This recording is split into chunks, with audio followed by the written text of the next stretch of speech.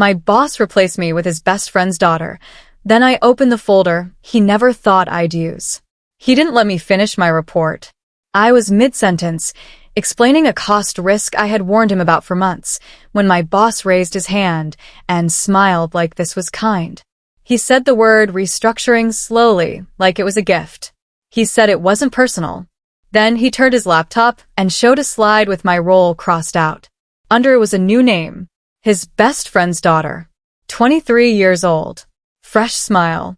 No shame. My chest went tight when he said she would be bringing fresh energy. I had trained 3 teams. I had saved this department twice. He wouldn't look at me when I asked what happened to my position. He just said decisions were final. Around the table, people stared at their notebooks.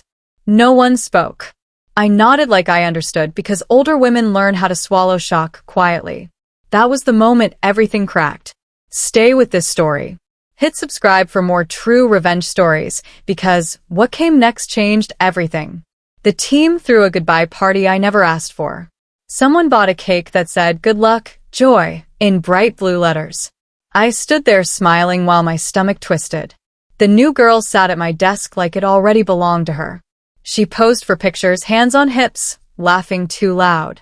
She asked where files were kept, like I was already gone. People hugged me and said things like, "You'll land somewhere great," which really meant, "This isn't our problem." My boss clapped his hands and thanked me for my years of service. He didn't mention the nights I stayed late or the weekends I gave up. The cake was dry. The frosting stuck to my teeth. I cut slices for everyone else and didn't take one for myself. When someone asked how I felt, I said I was excited for what was next. That was a lie, but it was a neat one. Inside, I felt erased, replaced, and dressed up as a celebration. The truth settled in slowly, like dust after a fall. She had no degree in this field. No real experience. No idea how the systems worked. What she had was a last name and a father who played golf with my boss every weekend. I heard whispers by the copier and in the hallway. People said it wasn't fair. People said it was risky. Then they went quiet when footsteps came near. No one interfered. No one pushed back. I understood then how power really worked here. It wasn't about skill or effort. It was about who protected you. I had believed loyalty mattered. I had believed time meant something. I was wrong. Every project I led, every fix I documented, had made it easier to replace me. I had built the road she now walked on. That thought burned worse than the loss. I realized they didn't just remove me. They rewrote me as unnecessary. And once I saw that, I knew I couldn't beg to stay. I would leave with my eyes open. I walked home in the rain because I didn't trust myself to drive. I carried the small plant from my desk, its leaves shaking in the wind. My jacket soaked through, but I barely felt it. Each step replayed a late night, a rushed dinner, a promise I made to myself that it would be worth it. I remembered staying when others left. I remembered fixing mistakes that weren't mine. The city lights blurred, and for once I didn't wipe my face. Let the rain hide it. I passed people laughing under umbrellas, moving forward with their lives. I felt old, tired, and foolish for believing hard work was protection. When I reached my apartment, I set the plant by the window and just stood there. The silence pressed in. I didn't cry. I felt something colder than sadness. A question formed, sharp and steady. What had they missed? What did I still have? I didn't know the answer yet, but I knew I wasn't finished. Before my account was deleted, an automated backup ran. I had forgotten about it because it never mattered before. That night, a notification hit my personal drive. Every folder, every file, years of work copied quietly, without drama. I stared at the screen, heart thudding. I didn't open anything right away. I made tea. I sat at the table. I told myself this was just history, nothing more. Still, my fingers hovered over the mouse. I remembered how my boss rushed me out, how fast he wanted me gone, how calm he looked. I closed the laptop instead. Not yet. Some things needed the right moment. I went to bed with the hum of the fridge filling the room. Sleep came slow. In the dark, I realized something important. He thought losing my job meant losing my power. He thought deleting me would erase my access. He was wrong. I had my work. And work tells the truth, even when people don't. The severance meeting was short and stiff. My boss slid a thin folder across the table like he was doing me a favor. Inside was a number so small it felt like a joke. I read it twice to be sure. Years of work, late nights, loyalty. All priced lower than one bad quarter. He watched my face, waiting for anger or tears. I gave him neither. I nodded. I asked one calm question about health coverage. He relaxed, thinking I was beaten. I signed where he pointed, slow and careful. My name looked steady on the page. Inside, something hard formed. He smiled and said he hoped we could part on good terms. I said I hoped so too. When I stood to leave, he added that I should take the weekend to reset. I almost laughed. I walked out with my copy of the papers tucked under my arm. In the hallway, I breathed deep. This was the role he expected me to play now. Quiet. Grateful. Done. I decided to give him that performance. For now. The rumors reached me fast. Former coworkers texted late at night, careful and guilty. They said my replacement was already acting like a boss. She told people she was cleaning up old systems. She joked that she had fixed problems I caused. My name turned into a warning story. Joy was too slow. Joy resisted change. Joy couldn't keep up. I stared at the messages until my jaw hurt from clenching. I wanted to defend myself, to explain, to send proof. I didn't. I thanked them and said I was fine. That word felt strange but useful. I let them talk. Rumors leave trails. I noticed how often my boss's name came up with her father's. I noticed how fast decisions were made now without review. People said budgets fell off. That invoices were rushed. I listened and wrote nothing back. Silence can be louder than arguments. Each message added weight to the thought I couldn't shake. They weren't just careless. They were hiding something. And they assumed I was too tired, too old, or too hurt to notice. One night, alone at my kitchen table, I opened the laptop. The room smelled like cold coffee and rain. I clicked the backup folder. Inside were years of files, sorted just the way I left them. I didn't rush. I scrolled slow. Then I saw a folder labeled private. My breath caught. I didn't remember creating it, but the date said otherwise. I opened it. Spreadsheets filled the screen. Numbers stacked neatly. At first glance, it looked like normal tracking. Then I noticed small things. Columns that didn't match. Totals that skipped steps. Vendor names I didn't recognize. My skin prickled. I leaned closer, reading line by line. These weren't reports meant for review. They were hidden, buried under harmless names. I felt a tight mix of fear and focus. This wasn't about me anymore. This was bigger. I closed the folder and rubbed my eyes. I thought of my boss's calm smile, of how fast he pushed me out. He hadn't just replaced me. He'd removed a risk. That thought sat heavy and dangerous in my chest. I spent the next day checking numbers by hand like I used to teach new hires. Slowly, Carefully.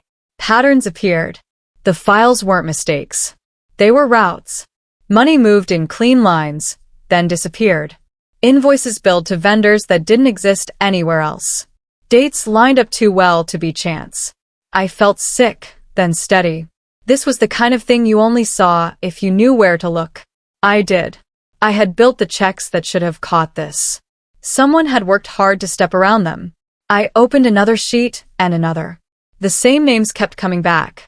Shell vendors. Rounded totals. Clean exits. I leaned back and closed my eyes. If I was right, this wasn't office drama.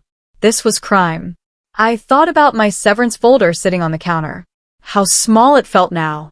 My phone buzzed with another rumor text. I didn't answer. I saved copies and logged dates. If I moved wrong, I could lose everything. If I moved right, the truth would stand on its own. The final link came late that night. I searched the vendor names out of habit. One led nowhere. Another did. The address matched a firm I recognized instantly. My boss's best friend's company. The same man whose daughter sat at my desk. My hands went cold. Every hidden vendor tied back to him. It was all there, clean and ugly. Favors disguised as contracts. Money washed through operations. I laughed once, sharp and humorless. They hadn't just replaced me with his daughter. They had put her between themselves and the damage. A shield. Someone young, untrained, easy to guide. I closed the laptop and sat in the dark. This was dangerous knowledge. I could already hear the lies they would tell if I spoke too soon. Bitter. Fired. Confused. I needed proof, so clear it couldn't be twisted. I needed patience. I whispered my own name out loud, like a promise. Joy. I wasn't powerless. I was prepared. The next morning, I watched her interview online. Someone had shared the link like it was a proud moment. She sat stiff in a borrowed blazer, hair too neat, smiling like she was reciting lines. She talked about fresh leadership and transparent systems. I almost turned it off, but forced myself to watch. Every word felt rehearsed. When the host asked about her experience, she dodged with confidence. She said she believed in teamwork. She said she was honored to step into the role. I stared at the screen and felt something subtle. She wasn't the mastermind. She was the mask. That mattered. People like my boss hid behind people like her. I closed the video and wrote notes. Dates. Names. Quotes. I wasn't angry at her. Not yet. I was focused. If this fell apart, she would cry and say she followed instructions. He would say she misunderstood. I needed proof that spoke louder than either of them. Truth doesn't shout. It waits. I reminded myself of that as I shut the laptop and locked my door. That afternoon, a message came from an old coworker I trusted. Not a gossip. A careful man who checked numbers twice. He wrote, "Something feels wrong. They're hiding a side budget." My heart kicked hard. I didn't answer right away. I reread it, then typed slow. I asked what he meant. He said approvals were bypassed. Reports didn't match internal tools. He was worried his name would be tied to it.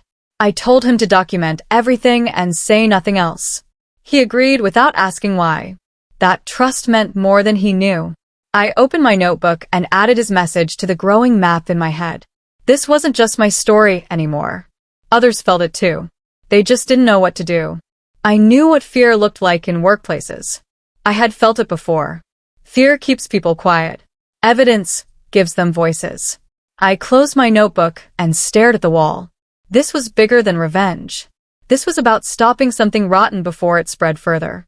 Late that night, I tried something risky. I logged into an old project drive using my credentials. I expected an error. I didn't get one. The screen loaded like I had never left. My stomach dropped. They hadn't revoked my access. Either they forgot, or they assumed I wouldn't dare. Hundreds of files appeared. Old versions. Archived notes. Audit trails no one reviewed anymore. I moved carefully, opening only what I recognized. Dates lined up with the private spreadsheets. Transfers matched comments marked resolved. My hands shook as I copied file names into a list. This wasn't luck. This was negligence mixed with arrogance. He thought removing me from the office removed me from the system. He was wrong. I logged out and sat back, breathing through the rush. If this came out, they would panic. They would try to erase everything. I needed to move faster than fear. I backed up what I could and labeled it clearly. Truth doesn't hide well when you name it. I slept lightly, dreams full of numbers and locked doors. By morning, I had built the trail. Each transfer matched dates my boss had blamed on equipment losses. Every excuse had a number now. I printed summaries and read them aloud, like a test. It held. The story stayed the same. This was money laundering dressed as operations. My chest felt tight as I realized the scale. These weren't small favors. These were contracts touched by public funds. I paced my kitchen, thinking through risks. If I exposed this wrong, I could lose my name, my savings, my peace. People like him didn't fall quietly. They dragged others down with them. I needed help, but the right kind. Not gossip. Not outrage. Precision. I sat down and made a short list. One name stood out. A friend in compliance who owed me nothing but honesty. I called her and asked if she could check one number. Just one. There was a pause, then a low whistle. Joy, she said, voice tight. This is felony territory. I closed my eyes. I had crossed the line from suspicion into truth. Fear crept in after that call. Real fear. Not the kind you shake off. The kind that sits in your bones. I imagine lawyers, countersuits, whispers about my motives. I imagine my age used against me. Bitter. Let go. Can't move on. I stood at the sink and pressed my palms flat, grounding myself. I didn't need to be loud. I needed to be right. I opened a drawer and pulled out a flash drive. Plain. Unmarked. I copied everything onto it, slow and exact. I labeled the folder contingency. That word felt right. Not threat. Not revenge. Protection. I hid it where I kept important papers. Birth certificate. Lease. Insurance. Things that mattered. Then I sat back down and waited. The next move wasn't mine yet. If I rushed, I'd lose control. If I waited, they would expose themselves. Power makes people careless. I had learned that the hard way. I turned off the lights and went to bed, knowing sleep wouldn't come easy. But I also knew this. They had no idea what I held. My friend in compliance didn't sugarcoat it. She checked one number, then another, then went quiet. When she spoke again, her voice was low and serious. She said these accounts touched government-funded contracts. She said the penalties were severe. Prison severe. I thanked her and ended the call before she could ask questions. I needed her clean. I sat very still after that, listening to the hum of my apartment. This was no longer about being fired. This was about stopping something that could hurt a lot of people. I felt the weight of it settle on my shoulders. I was scared, but I was also clear. I had spent my whole career doing things the right way. I wasn't about to turn away now. I reviewed my notes again, checking dates and links. Everything lined up. I knew what I had. And I knew that once this moved, it couldn't be undone. I slept little, but when I did, I dreamed of locked doors finally opening. The flash drive felt heavier than it was. I held it like it mattered because it did. I checked every file twice before saving. No edits. No changes. Just copies. Truth works best when untouched. I labeled the folder clearly and wrote a list of what it held. Dates. Vendors. Transfers. Names. I placed the drive back in its spot and closed the drawer. Then I sat on the floor and breathed until my hands stopped shaking. This was my contingency, not my weapon. I wasn't angry anymore. I was careful. I reminded myself that timing mattered more than speed. People like my boss didn't fall because someone yelled. They fell because records didn't lie. I cleaned my kitchen, folded laundry, did normal things. That helped. Life kept moving, even when something big waited underneath. Before bed, I checked my phone. No messages. No calls. The quiet felt strange, like the pause before a storm. I turned off the light, knowing it wouldn't last. 2 days later, my phone rang. His name lit up the screen. I let it ring once before answering. His voice was smooth, friendly, almost warm. He asked how I was adjusting. He said he hoped I was doing okay. I heard the effort in every word. I said I was better than he thought. There was a pause. He laughed softly and said he was glad to hear that. Then he mentioned paperwork, loose ends, things he might have forgotten. I told him everything was fine on my end. Another pause, longer this time. He asked if I still had access to anything. I said no. That was my first lie, and it sat heavy, but necessary. He thanked me for my time at the company and wished me luck. When the call ended, my heart was pounding. That call wasn't kindness. It was fear testing the water. He knew something felt off. I wrote down the time and what he said, then closed my notebook. The game had started, even if he didn't know the rules yet. The recruiter called the next morning. A short-term contract, different firm, clean role. I said yes, without overthinking. Walking into a new office felt like breathing after being underwater. No history. No whispers. Just work. I focused hard, did my job well, and kept my head down. At lunch, I checked my phone and saw more messages from former coworkers. Systems crashing. Confusion. My replacement struggling. I didn't reply. I wasn't there to save them anymore. Still, I noted the dates. Pressure makes mistakes. Mistakes leave evidence. I kept my evenings quiet, reading and organizing. Every few days, I reviewed the files, making sure nothing was missing. I knew audits followed patterns. So did cover-ups. I stayed patient. Revenge wasn't loud. It was slow and exact. Each day I worked again. I felt steadier. Whatever happened next, I wouldn't be desperate. That mattered more than I expected. A week later, I returned to the old office to sign exit papers. The lobby looked the same, but it felt smaller. She sat at my old desk, eyes wide, panic written all over her face. Her screen was frozen. People hovered, whispering. When she saw me, relief flashed before she caught herself.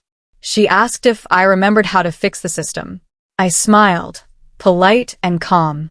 I told her to check the shared folder labeled Legacy. My boss watched from his office, jaw tight. I signed my papers and handed them back without rushing. As I walked out, I felt his eyes on me. He didn't speak. He didn't need to. That folder wasn't dangerous by itself, but it reminded him of something he couldn't control. I stepped into the elevator and let the doors close. Outside, the air felt sharp and clean. I knew now. He was scared, and scared people make careless moves. I didn't know about the footage until later, but the signs came first. Messages from old coworkers turned sharp and worried. Someone said security had been pulled after hours. Someone else said files were missing. I pictured my boss alone in the building, moving fast, deleting things he thought were dangerous. Fear makes people sloppy. That night, I wrote everything down, even rumors. Especially rumors. They point to pressure. I checked my backup again. My files were untouched. That meant he didn't know how deep the trail went. Or worse, he thought he had time. I slept lightly, waking at every sound. In the morning, my phone buzzed with a single line from my trusted coworker. He was here late. Way late.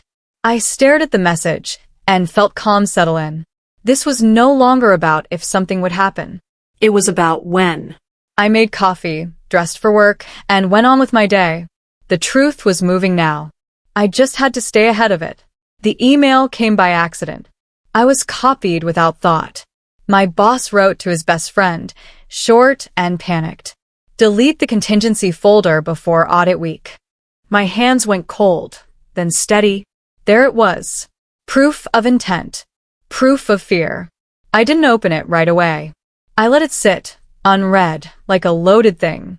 Then I forwarded it to myself and saved it with the others. This was the trigger. The moment everything shifted.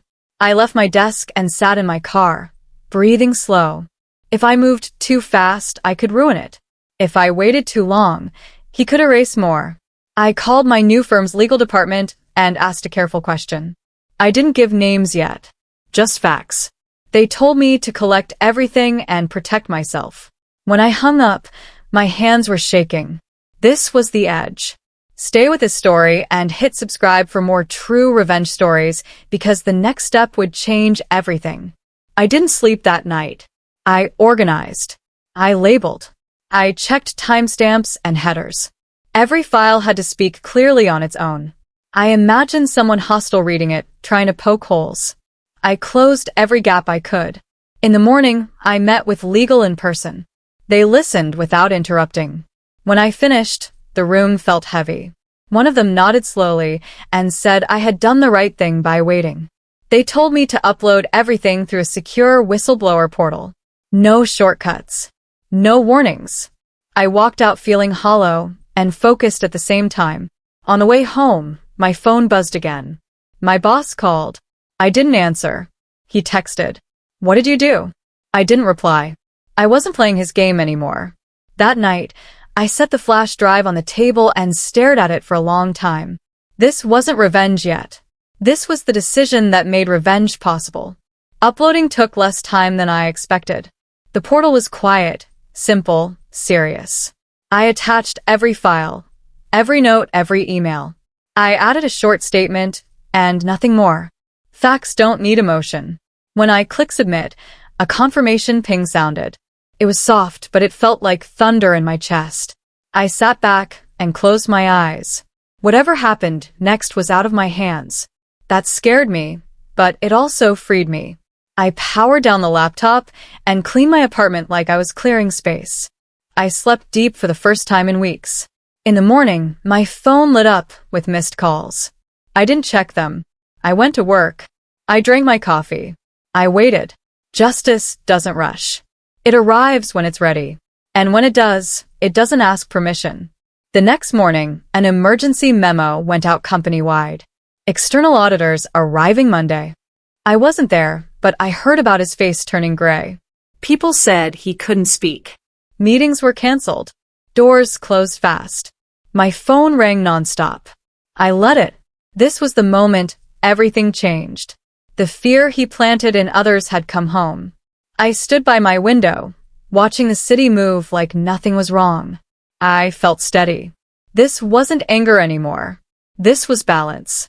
The work I did, the files I saved, the patience I kept, all of it had led here. The revenge didn't explode. It clicked into place.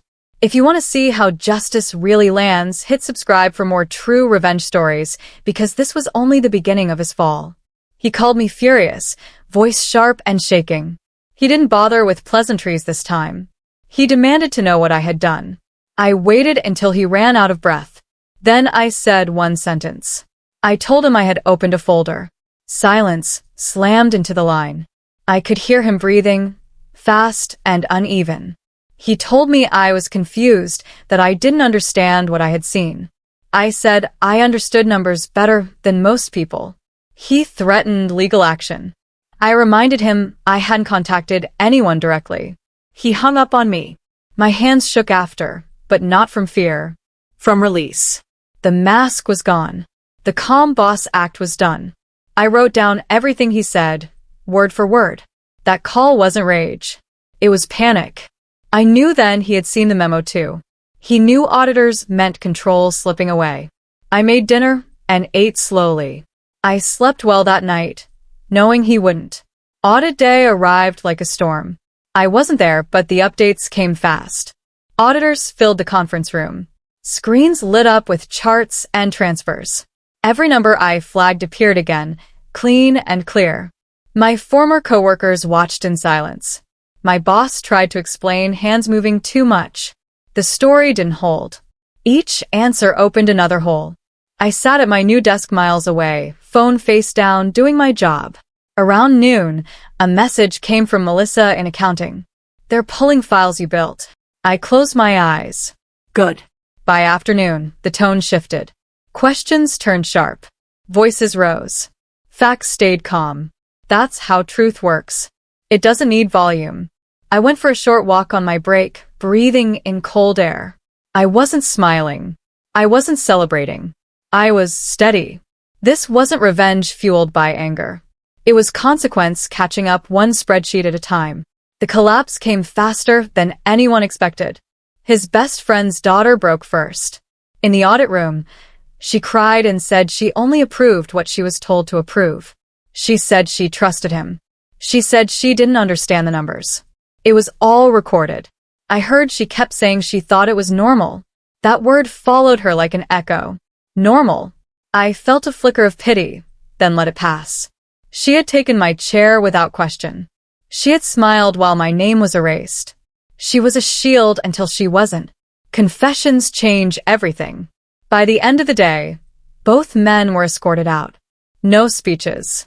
No explanations. Just quiet footsteps and eyes on the floor.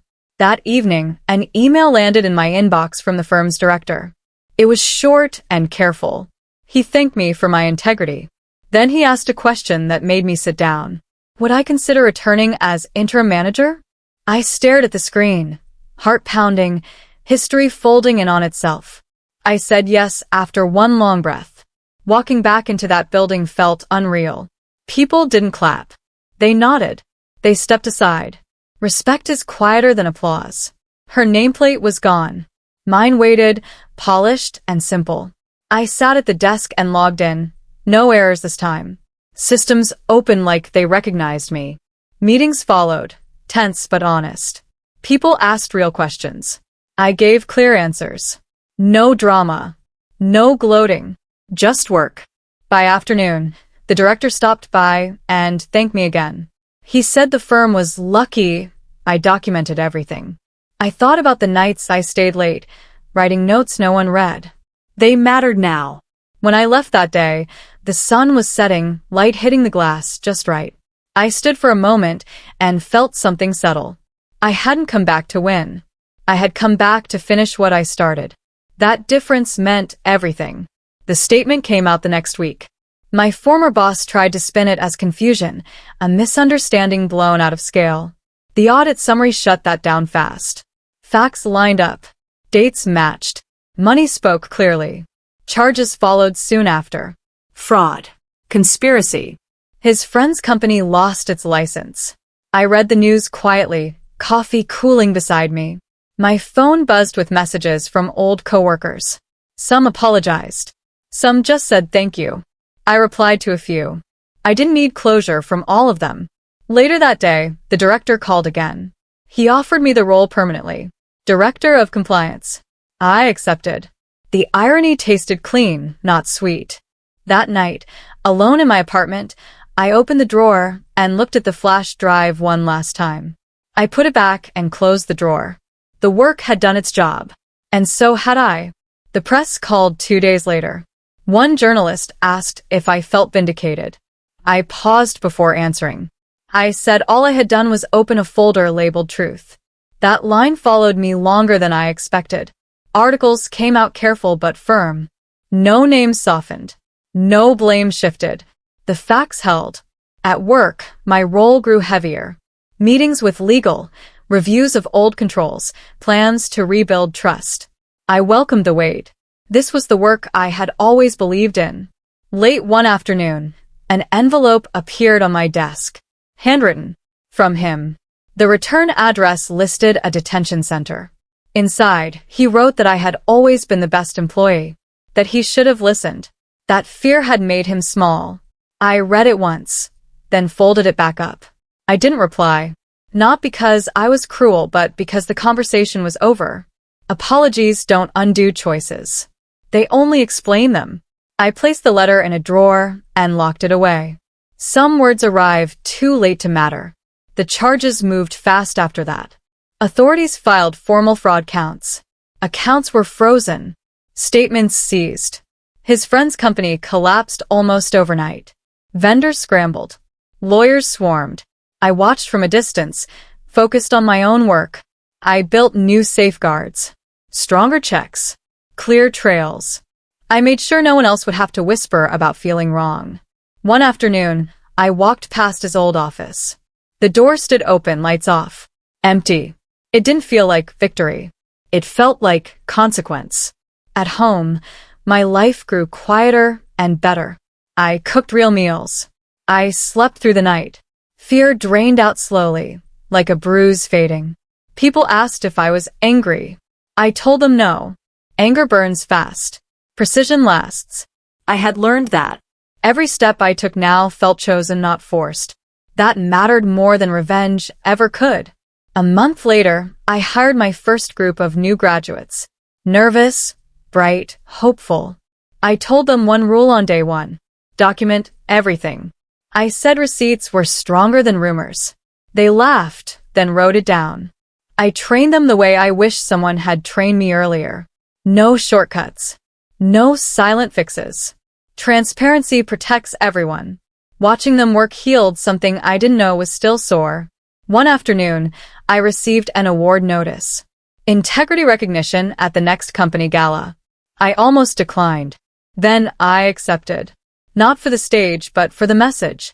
At the event, applause echoed through the room where my humiliation once lived. I stood there steady, hands relaxed at my sides. I didn't scan for his face. I didn't need to. The work spoke for itself. On my way home, I walked instead of driving, letting the cool air fill my lungs.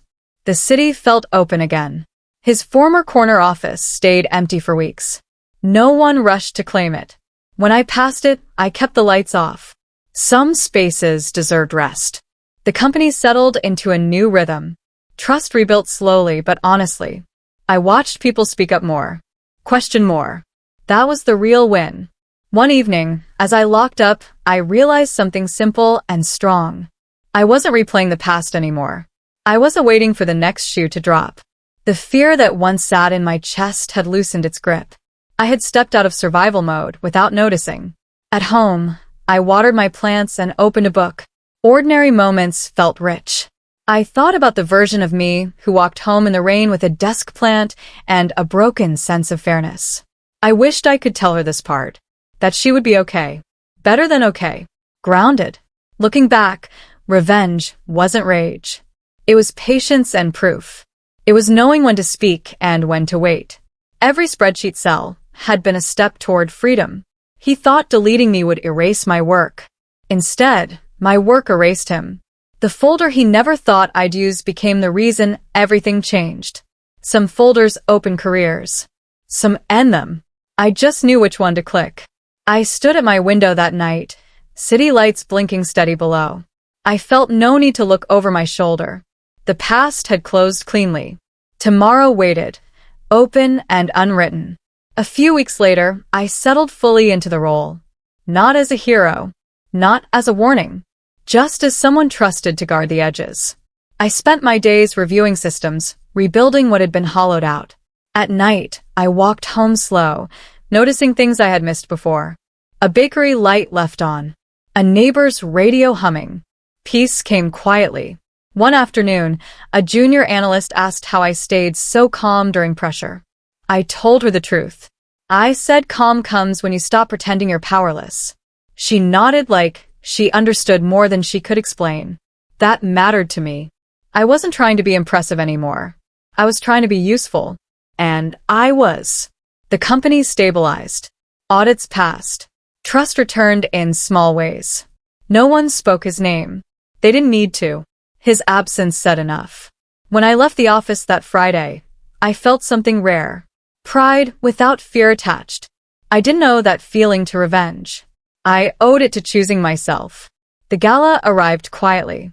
I wore a simple dress and comfortable shoes. When my name was called, the room filled with applause that felt warm, not sharp. I accepted the award, thanked my team, and sat back down. No speech about struggle. No dramatic pauses. Integrity didn't need decoration. Later, standing near the window, I watched people talk freely, openly. This was the culture I had always wanted to protect. I realized then that the worst part of what he did wasn't firing me. It was assuming I would disappear. That assumption had been his undoing. I left early, walking home under soft streetlights. At my apartment, I made tea and set the award on a shelf without ceremony. It wasn't a trophy. It was a marker. Proof that quiet work matters. That doing things right leaves a trail. I slept deeply that night, dreams untroubled. His old office remained dark.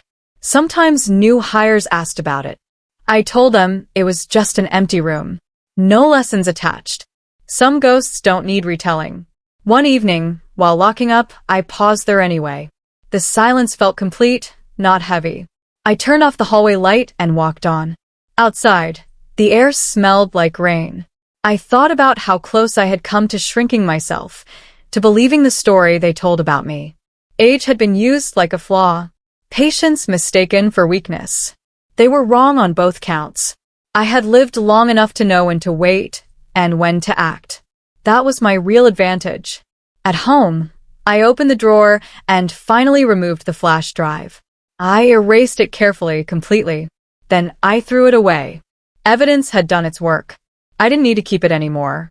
Freedom doesn't cling to proof. It trusts itself. Vindication arrived quietly, disguised as normal days.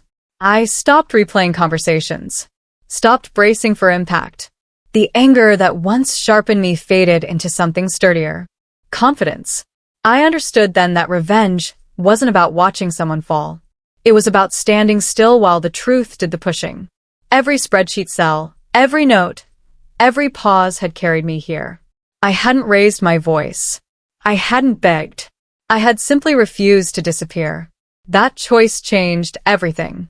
On a Sunday morning, I sat by the window with my coffee and felt content. Not thrilled. Not triumphant. Just right. My life felt like my own again. No hidden threats. No quiet compromises. I smiled at the thought. This was the justice I needed. Clean. Precise. Lasting. He thought replacing me would erase my work. He thought removing my badge removed my voice. He was wrong. My work stayed. My record stayed. And when the time came, they spoke louder than I ever could. Some folders open careers. Some end them. I just knew which one to click. The silence in my apartment that night felt full, not empty. I turned off the light, knowing I wasn't anyone's backup plan or invisible risk anymore. I am joy. And I am enough. If this story stayed with you, like the video, subscribe for more powerful revenge stories, and tell me in the comments what part hit you the hardest.